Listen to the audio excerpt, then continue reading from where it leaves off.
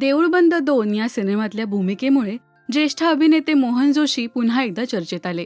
पण सिनेमाचं चित्रीकरण सुरू होण्यापूर्वी त्यांना ब्रेन स्ट्रोक आला आणि देऊळबंदसाठी त्यांनी नकार दिला. पण ब्रेन स्ट्रोक नेमका कसा आला, त्यावेळी काय घडलं, हे त्यांची पत्नी ज्योती यांनी मित्रमणेच्या मुलाखतीत सांगितलं. ज्योती जोशी म्हणाल्या, हे जेव्हा घडलं तेव्हाही त्याचं शेड्यूल खूप बिझी होतं. तेव्हा त्याची मालिका सुरू होती. त्याची 9ची शिफ्ट होती आणि त्यासाठी तो 7 वाजता उठलेला. सकाळी पेपर, चहा असं सगळं सुरू होतं. अचानक त्याला पेपरमधलं सगळं 2-2 दिसायला लागलं. त्याने मला हाक मारली आणि बोलून सांगितलं की मला तू पण 2 दिसतेस. डोळ्यापुढे अंधारी यायला लागली. काही वेळाने त्याचं शरीर कापायला लागलं. त्याला उभंही राहता येत नव्हतं. त्याला मी बसवलं आणि लगेच घराबाहेर पडलो. पण लिफ्टमधून बाहेर पडल्यानंतर त्याला स्वतःहून गाडीत किंवा रिक्षामध्ये बसता येत नव्हतं. इतकी परिस्थिती वरून खाली येईपर्यंत खराब झाली होती. हॉस्पिटलमध्ये पोचल्यानंतरही त्याला गाडीतून उतरता येत नव्हतं. मी डॉक्टरांना त्याला काय होतं हे सांगितलं होतं. त्यामुळे लगेचच त्यांनी उपचार सुरू केले. पण त्यानंतर आम्ही जेव्हा पहिला MRI काढला त्यात काहीच दिसलं नाही. तो रिपोर्ट नॉर्मल होता. पण जेव्हा आम्ही दुपारी दुसऱ्यांदा MRI केला तेव्हा रक्ताची गाठ आढळली.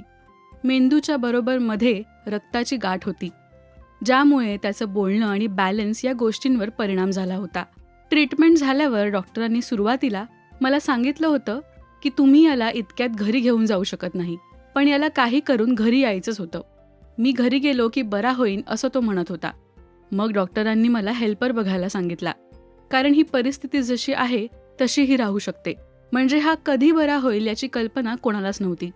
घरी गेल्यावर माझ्यासाठी सुद्धा सर्व करणं कठीण होतं, कारण मला सगळंच करावं लागायचं. याला हेल्पर नको होता. मग मीच सगळं केलं. पुढे 3 महिन्यांनी तो वॉकर घेऊन चालू लागला, पण तेव्हाही त्याला बोलता येत नव्हतं. माझं असं झालेलं की याला काही करून आधी बोलता आलं पाहिजे. त्याच्यासाठी आवाज किती महत्त्वाचा आहे हे मला माहीत होतं. पण बोलणं नॉर्मल व्हायला बराच वेळ गेला. अनेक महिन्यांनी तो बोलायला लागला, असं मोहन जोशी यांच्या पत्नीने सांगितलं. ब्रेन स्ट्रोकचा सामना केल्यानंतर मोहन जोशी यांनी देऊळबंद 2 या सिनेमात काम केलं. तर मोहन जोशींच्या पत्नी ज्योती त्यांच्यासोबत सावलीसारख्या उभ्या राहिल्या.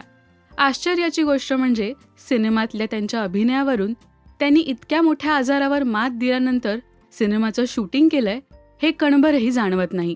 तुम्हाला मोहन जोशींची देऊळबंद 2 मधली भूमिका आवडली होती का, हे आम्हाला कमेंट्समधून नक्की सांगा. मराठी सिनेविश्वातील बातम्या, अपडेट्स आणि गॉसिपसाठी सबस्क्राईब करा राजश्री मराठी.